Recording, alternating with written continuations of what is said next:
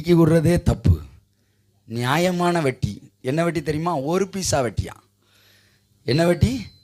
இப்போ கர்த்தர் 1 பைசா வட்டிக்கு விட சொன்னாரா? மனசு சொன்னிச்சா? அல்லேலூயா.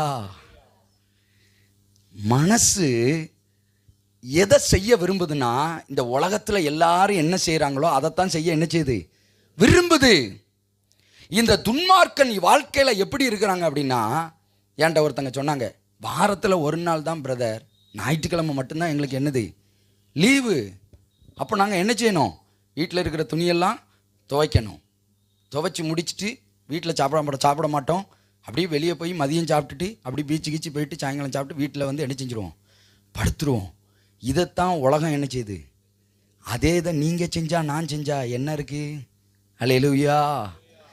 ஏன் இதை ஆண்டவர் பேசுகிறார்னா, இந்த உலகம் என்ன செய்தோ அதே